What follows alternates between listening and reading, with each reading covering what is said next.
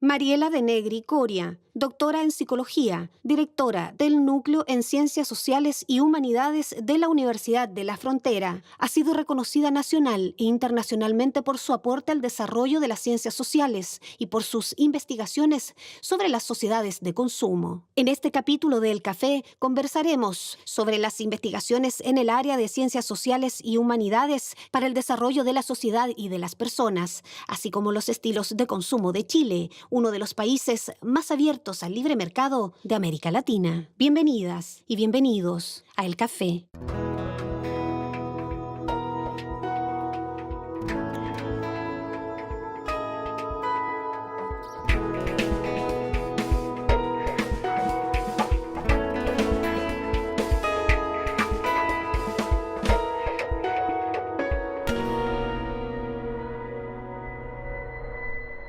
¿Cómo están? Bienvenidas, bienvenidos a esta nueva edición del Café, acá en las pantallas de Ufromedio. Hola Patricio, ¿cómo estás? ¿Qué tal, Miriam? ¿Cómo estás? Muy bien, gracias.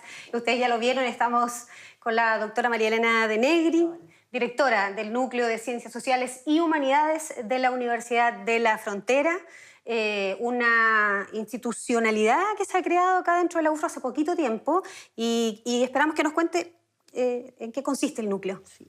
Bueno, hola primero a todos y a todas. El núcleo es un chichi que tiene la UFRO.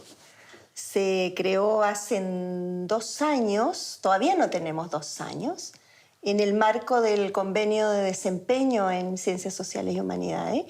Y es una apuesta que hace la UFRO por la otra de sus áreas estratégicas, porque la primera área estratégica era el núcleo de biorecursos, que demostró ser una opción muy exitosa, y estaba la deuda todavía con las ciencias sociales, que es la otra gran ámbito de trabajo que tiene la UFRO. Y por eso se crea este núcleo, que permite en realidad aglutinar la investigación de más alto nivel en ciencias sociales y humanidades en la Universidad de la Frontera. Cuando hablamos de más alto nivel, ¿a qué nos referimos, doctora? Nos referimos a que en el núcleo están los investigadores top de la UFRO. Al núcleo se ingresa con una serie o se invita, digamos, a participar con una serie de requisitos previos.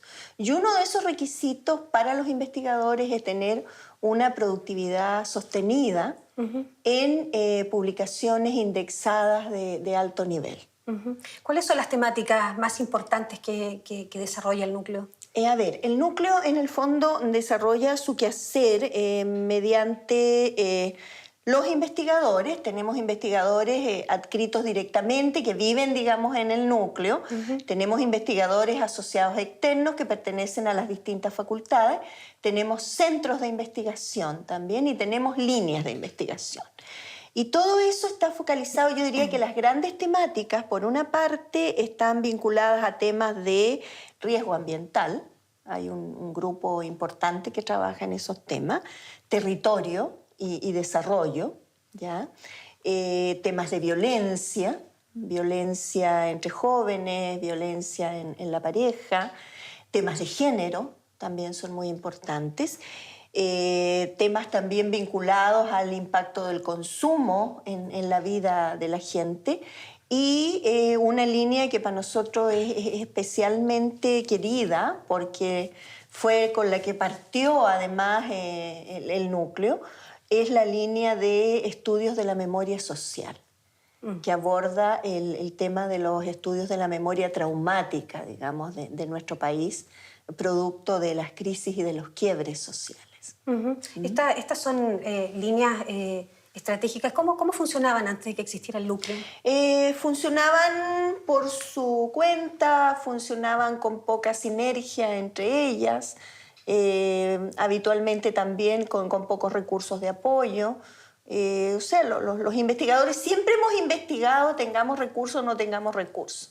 Pero de alguna manera esta apuesta que hace la universidad por un espacio que no es solo un espacio virtual, sino que también es un espacio físico especialmente acondicionado para la investigación, le proporciona a los investigadores oportunidades para convivir entre ellos, para plantear nuevas temáticas, para desarrollar seminarios. De hecho, durante el año 2016 tuvimos cerca de 40 seminarios en el año de distintas temáticas. Y se ha constituido también en un polo de atracción para investigadores extranjeros. Tenemos constantemente visitas de investigadores extranjeros, porque también los investigadores aportan al núcleo con las relaciones que ellos ya tenían, claro, pero en un espacio donde el investigador puede llegar, puede desarrollar un seminario, puede trabajar con estudiantes de posgrado. Entonces eso facilita que los extranjeros también quieran venir. Profesora, antes de darte el pase, Patricio, las ciencias sociales son también, sus resultados, sus investigaciones, de impacto directo, digamos, de alguna forma en la comunidad, sí, en la ciudadanía, digamos, estudia la región de la Araucanía, el país. A ver, yo diría que están los tres ámbitos. La región de la Araucanía es un foco interesante. También, obviamente, las temáticas que son más transversales a todo el país. Y también se abordan temáticas que son de importancia internacional. Ahora, yo diría que un foco a nivel internacional que nos interesa especialmente es Latinoamérica. O sea, las ciencias sociales tienen mucho que decir de las dinámicas de desarrollo de Latinoamérica y de los problemas que como latinoamericanos hemos tenido y hemos compartido. En esa misma línea, además, yo diría que el otro gran aporte que ha hecho el núcleo es dar el espacio para que se desarrolle un doctorado en ciencias sociales. Un doctorado que también es muy joven, tiene un poco más de un año, nació junto en el fondo con el núcleo, y que está pronto a ser acreditado, esperamos, ya tuvimos visita de pares y todo. Entonces, ese ha sido además un espacio que nos permite formar futuros investigadores en estas temáticas que son relevantes para el desarrollo. Doctora De Negri, considerando la gente que nos está viendo en la casa, en ocasiones la universidad y la ciencia es más vista como la utilidad que puede tener una facultad de medicina o la ingeniería. Claro. ¿Por qué? ¿Y cuál sería la importancia que puede tener que en la Universidad de la Frontera, que en la región más pobre del país, tengamos un núcleo y cuál es la importancia y la necesidad de reforzar nuestras ciencias sociales y humanidades? Yo creo que esa es una estupenda pregunta, Patricio, porque tal vez no es tan evidente el aporte. Pero si nosotros miramos los problemas que ha tenido el país y que también atañen a la Araucanía, no son problemas que tengan que ver con temas duros. Son problemas que están vinculados a las relaciones que establecemos entre nosotros como ciudadanos, están vinculados a problemas estructurales, la pobreza, por ejemplo. La pobreza, si bien es un tema que atañe a la economía, que también es una ciencia social, ¿ya?, pero es un tema que tiene un profundo impacto social, que impacta la vida de la gente, la calidad de vida de la gente. Los conflictos interculturales, los conflictos de violencia entre distintos grupos, son temas sociales. O sea, yo creo que, y ahí como núcleo esperamos hacer un aporte relevante, un país no puede desarrollarse si no ha solucionado los temas sociales de base. Y los temas sociales de base no se solucionan solo con buena voluntad. Se solucionan teniendo conocimiento que sea pertinente, contextualizado y transferible. Y esa es la misión del núcleo, es construir ese tipo de conocimiento. Un poco en la misma línea que la universidad se ha planteado de esto de una ciencia con sentido. O sea, una ciencia que efectivamente aporte al desarrollo de la gente. Doctora, quisiera preguntarle ya sobre específicamente su área temática, sus inquietudes de investigación. Sí. Usted es directora del Centro de Excelencia de Psicología Económica y Consumo, el CEPEC, que es el único centro de excelencia que tiene esta universidad. Quisiera preguntarle cuáles son los intereses de este centro, qué es lo que es la psicología del consumo, y finalmente también cómo usted ve y cómo el centro ve a los chilenos como consumidores, con tanto crédito, tanta cosa que uno ve. Yo creo que vivimos Nosotros somos un laboratorio importante, digamos, una tremenda en Chile, como pregunta. caso. Sí, una tremenda pregunta. A ver, Primero o sea, yo creo que una primera cosa, sí, Patricio, que hay que aclarar es que somos el único centro de excelencia en ciencias sociales, ¿ya? Fantástico. Todos los otros centros de excelencia eran en los otros ámbitos, eran en los ámbitos de ciencias de la salud, en los ámbitos de ciencias naturales, pero no había ninguno que cumpliera, además, porque la universidad en eso es muy rigurosa. Claro. Y te exige un cumplimiento de estándares muy altos para llegar a ser centro de excelencia, y afortunadamente durante el año 2016 lo logramos. ¿Qué es esto de la psicología económica? Es una pregunta que siempre me hacen porque suena extraño, digamos, un poco de qué tienen que ver los psicólogos con la economía. Bueno, la psicología económica es una ciencia o es una derivación de la psicología social que finalmente establece su propio objeto de estudio y que se ubica en frontera. Es una ciencia de frontera. O sea, que pretende vincular los procesos psicológicos con las decisiones económicas que tiene que tomar la gente, ¿ya? Y desde esa perspectiva, el énfasis del Centro de Psicología Económica y Consumo es tratar de comprender, primero comprender cómo la instalación de un modelo económico neoliberal bastante salvaje, digamos, de capitalismo bastante salvaje, ha impactado en este caso específicamente a los chilenos, a pesar de que tenemos estudios en toda Latinoamérica. Pero en ese sentido Chile se constituyó en una especie de experimento para el modelo.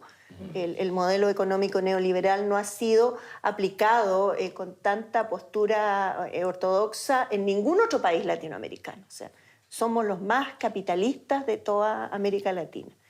Y entonces, desde esa perspectiva nos interesa primero saber qué impacto tuvo la instalación de este modelo en la psique de la gente. O sea, cómo cambiaron sus procesos de construcción de identidad, cómo cambiaron sus relaciones con otros, cómo cambiaron las nociones de éxito, las nociones de desarrollo, a partir de la instalación de este modelo.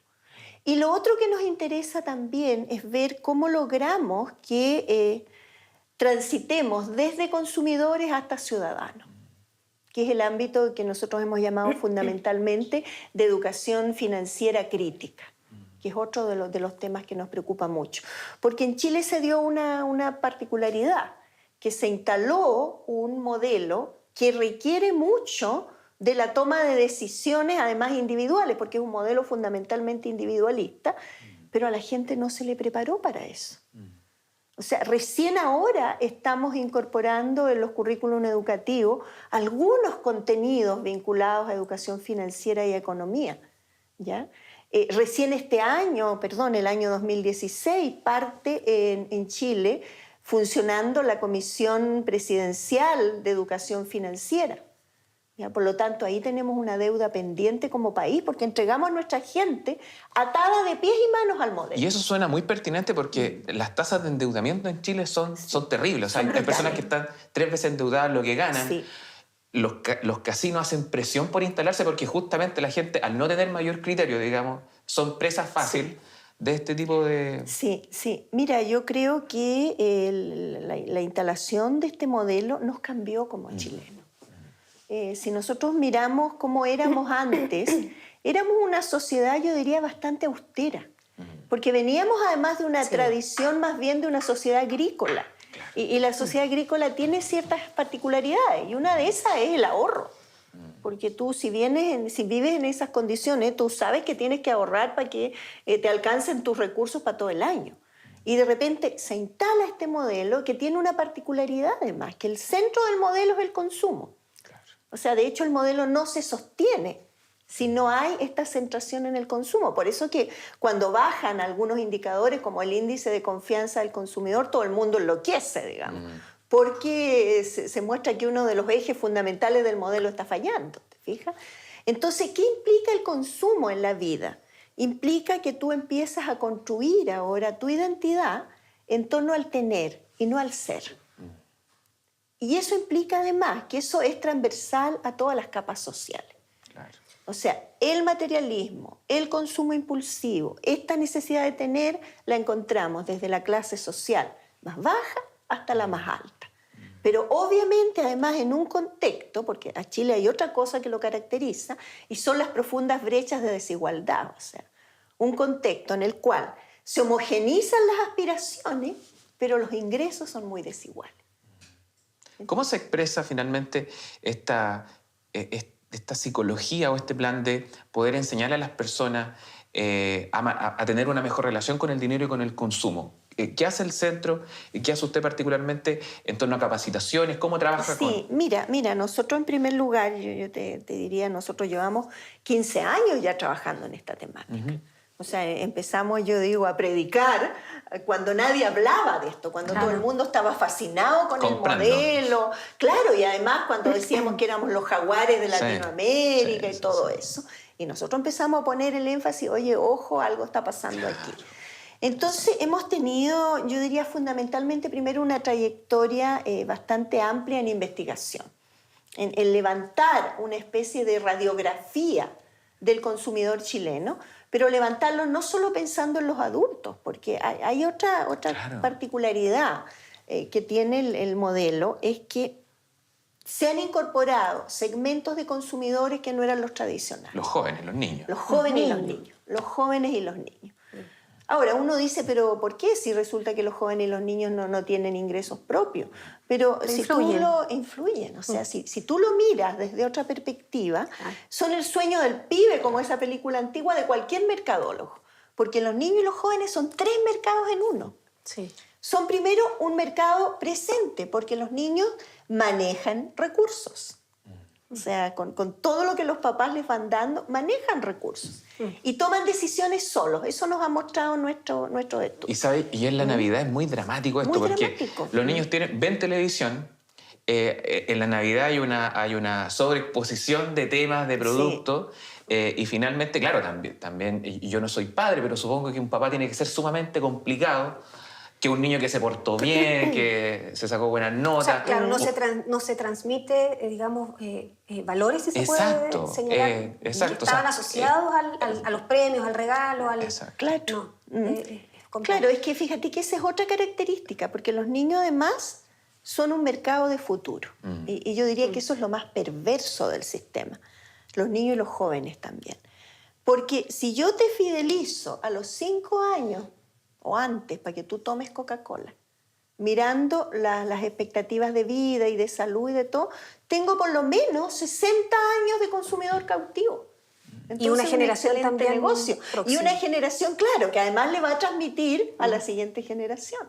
Y además son un mercado de influencia, porque muchas de las decisiones de consumo de la familia pasan por los niños, especialmente en la tecnología. Sí, en los canales, por ejemplo, infantiles, es muy usual ver publicidad de detergente. De todo. De todo, en realidad, todo. no solamente de productos infantiles. Sí. Y bueno, yo como tengo una hija chica lo vivo porque me señala, oye mamá, este detergente, bueno, y se acuerda siempre de los eslogans, entonces... Sí, pero si súper Chile notorio. en eso también, nosotros hemos ido siguiendo un poco el desarrollo de la publicidad.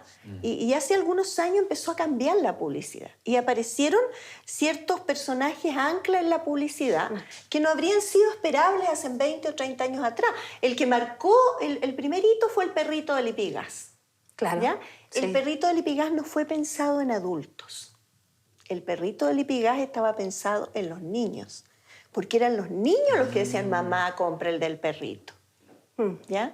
Apareció el famoso Banco Nova también, si ustedes se recuerdan, que también marcó un hito, donde eran los niños, pero papá, ¿de qué te preocupas? Vamos al Banco Nova y pedimos un préstamo. Entonces, el endeudamiento además se empezó a naturalizar.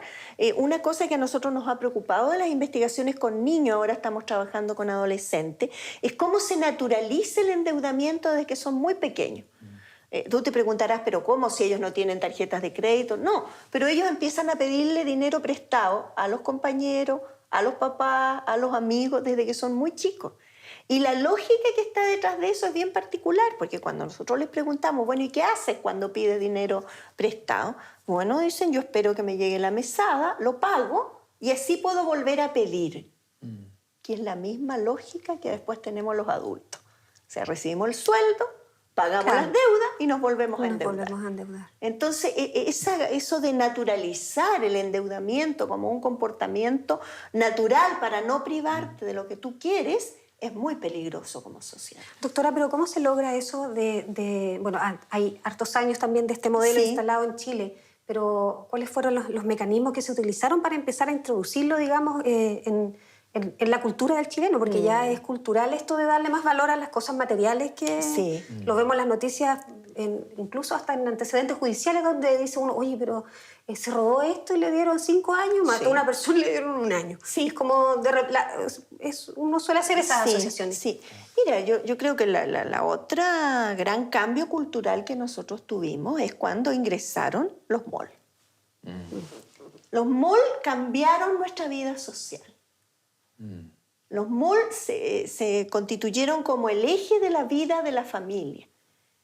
Desplazaron a la plaza pública, por ejemplo, que era el gran espacio de encuentro. Son ciudades dentro de ciudades. De hecho, los malls inicialmente se instalaban fuera de la ciudad para dar la sensación que uno se está yendo de la ciudad a otra ciudad donde todos giran en torno a consumir. Claro, pero ahora ya están instalados. Están instalados dentro, porque ya se naturalizaron. Pero es que además los malls tienen una particularidad. Si ustedes se fijan, incluso la estructura que tiene el mall. Tú entras al mall y te encuentras primero con techos altos. ¿Ya? Muchas veces transparentes, ¿ya? Te encuentras con una nave central y con 2 naves laterales. Y esa es exactamente la misma estructura de las catedrales. Exactamente. Qué interesante.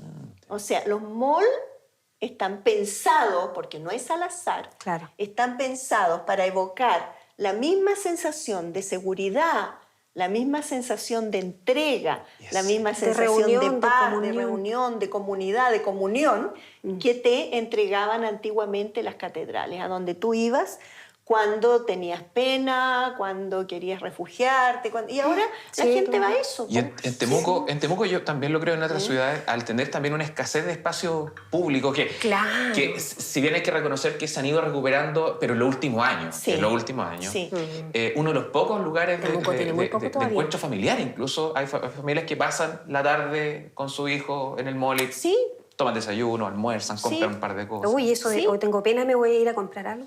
Claro. Mira, tú me preguntabas por cómo cuando nosotros hacemos talleres o cuando trabajamos con padres o trabajamos con colegios, una de las primeras recomendaciones que le hacemos a la gente, mire, si usted está triste, no vaya con tarjetas de crédito al mall, ni vaya con mucho dinero, ¿ya? Y si está muy contento, tampoco. Porque ahí bajan los controles, ¿ya? Entonces, lo más probable es que si estás triste y partiste al mall con tus tarjetas de crédito, además te cuentas todo un cuento, porque el consumo funciona en base a los cuentos que nos contamos. Y los cuentos que nos contamos es que, ay, pobre, me lo merezco, en realidad, esto me voy a hacer un cariñito. Y salimos con algo. Yo quisiera mencionar lo que usted hablaba al inicio de esto, ciencia con sentido. Que finalmente aquí estamos hablando de cuestiones prácticas. Esto es como una conversación que mucha gente probablemente ha tenido en su casa. Le va a hacer mucho sentido. Respecto al impacto que después, oye, estoy endeudado, tengo tal problema con mi hijo, etc. Pero esto también es un área de investigación científica, lo que usted trabaja. Y bueno, la profesora Denegri ha sido reconocida a nivel internacional por este tema, que lo estamos hablando acá de forma muy práctica, pero es una ciencia que es muy rigurosa, que también implica un cierto compromiso temático, disciplinario, pero también se traduce, ¿cierto?, en efectos sumamente prácticos y recomendaciones de política pública de la manera en que estamos haciendo sociedad.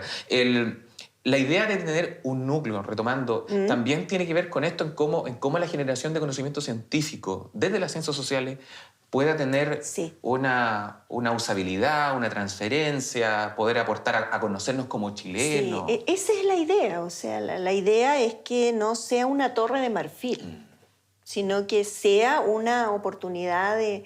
Por eso que yo vuelvo a repetir un poco este elemento que está presente en nuestra misión: conocimiento pertinente, contextualizado y transferible. Eso es lo que guía el núcleo. O sea, que todas nuestras investigaciones tengan algún impacto.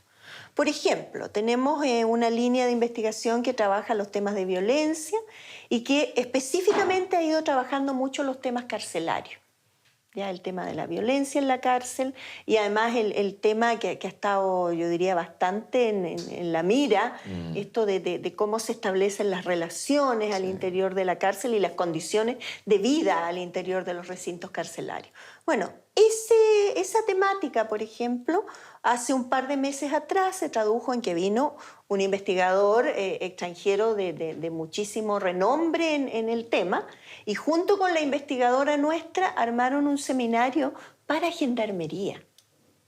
Y entonces los profesionales de gendarmería estuvieron un día entero trabajando con estos investigadores, donde primero tuvieron una transferencia de los conocimientos que se habían acumulado en esta área y después el cómo eso podía ser traducible en nuevas prácticas al interior de las cárceles, en este caso de la región. Resulta sumamente pertinente porque yo leí un estudio de la OCDE que no sé si refería a todas las cárceles en Chile, pero señalaba que una de las preocupaciones que existía en Chile es que, o sea, para Chile, es que las cárceles finalmente es poco lo que pueden hacer respecto a la reinserción. O sea, Claro. son finalmente escuelas donde los mismos presos van perfeccionando sus técnicas, hay pocas posibilidades de... obviamente hay algunas situaciones que son... Que no lo son así, digamos, con talleres, con capacitaciones, pero generalmente los presos reinciden y dentro de la misma cárcel se van generando prácticas que permiten reproducir el mismo comportamiento sistema delictual, digamos. Sí. Por ende, yo también encuentro que es bien necesario y pertinente cómo la universidad, cómo la ciencia también puede ver este fenómeno e intervenir, ya que al haber poca inversión en ciencia, al tener un Estado más o menos debilitado, los intereses acá tienen que ser mancomunados, digamos, el sector privado, el sector científico, la sociedad civil, etc. Y además que nosotros no nos podemos olvidar que somos una universidad pública y estatal. Claro. Y desde esa perspectiva tenemos cierta responsabilidad social vinculada a que nuestro quehacer impacte en la sociedad, que además está invirtiendo recursos en nosotros. Entonces, desde esa perspectiva, yo te digo, por lo menos esta temática está de a poco instalándose bastante fuerte. Veíamos en un seminario que organizó el doctor Carlos del Valle también, que es otro de nuestros investigadores en el núcleo. Tuve la oportunidad de asistir. Sí, que hay un investigador que también se va a sumar a esta línea vinculada a los temas de violencia carcelaria, con un programa que ese ya es de intervención y que es precioso, que es un programa que pretende, a través de la lectura, mejorar la posibilidad de empatía de estas personas. Que la van perdiendo, me imagino. Que la van perdiendo o que la van cambiando, porque están en un sistema absolutamente adverso. Eso pensando después, posteriormente, en su futura reinserción. Doctora, yo quiero retomar el tema del consumo, porque hay una ley que no es nueva, pero sí es reciente, que es la ley de los casinos. Sí. Permitió la instalación de estos centros de entretenimiento y de juego en todas las regiones del país. En esta región tenemos 2, porque Pucón existía desde antes, por lo tanto se le mantuvo su concesión. Temuco también. El impacto en la gente, porque se ve como algo, es como para divertirse, es como para entretenerse, pero tiene un trasfondo bastante profundo en la familia y tiene impacto también en la familia, me imagino. Sí. Mira, ese es un tema, o sea, el tema específico de investigación de qué es lo que está pasando con los casinos, todavía lo tenemos pendiente. Pero a nivel de la literatura está absolutamente demostrado de que estos espacios incentivan el desarrollo de un tipo de consumo patológico, la ludopatía. La ludopatía es un tipo de consumo patológico, ¿ya? Que es equivalente a cualquier otra adicción. Es equivalente a las adicciones a las drogas, a la adicción al alcohol, ¿ya? Y está probado de que estos espacios incentivan eso. Yo me recuerdo, y ahora que tú me hacías esa pregunta, cuando se iba a instalar el casino acá en Temuco, a mí me hicieron una entrevista en el Diario Austral. Ya. Y yo les dije, ojo, no estoy diciendo que no se instale, pero hay que pensar de que esto debería ir acompañado de medidas educativas también. Con una política pública que esté orientada a informar, que esté orientada. Fíjate que incluso yo lo incluiría en los programas de educación financiera de las escuelas, o sea, el poder entender cómo tú pierdes el control en estas situaciones. Y que una vez que te vuelves adicto, te enfermas. Y por lo tanto, ya no está en tus manos el controlarte y eso empieza a tener impacto en la situación económica familiar y empieza a tener impacto también en la salud mental de todos los miembros de la familia. Y suena mucho más razonable poder tener un comportamiento adecuado con el consumo Claro. que tener una cultura prohibicionista. Claro, Justamente. Porque de La alguna idea, u otra claro, forma... nunca ha sido como que se prohíban las cosas, No, sino no. que se Exacto. puedan, nunca se pierda el control, Sí, como dice usted. exacto. Sí, Poder o sea, usarlas, pero a la de manera gente controlada. hay que educarla y hay que educarla desde pequeña. Mira, las investigaciones, y nosotros ahora ya lo estamos comprobando con el estudio que estamos haciendo nacional con adolescentes de 14 a 17 años, que es una edad bastante crítica. Las investigaciones muestran que los hábitos de consumo y las actitudes de consumo que se instalan en esa edad no se cambian más. Entonces, sí, que un claro, sedimento ahí. es un claro. O sea, si bien tú puedes hacer estrategias de educación financiera y de educación económica con los segmentos de mayor edad, el impacto va a ser mucho menor, porque ya queda instalado. Entonces, hay que empezar a trabajar desde los niños. Hay que trabajar con los niños, hay que trabajar con los jóvenes, hay que trabajar con los profesores. Nosotros hemos estudiado también bastante ese tema en los profesores. Los profesores son uno de los gremios más endeudados en Chile. Hemos encontrado altas tasas de consumo impulsivo en los profesores.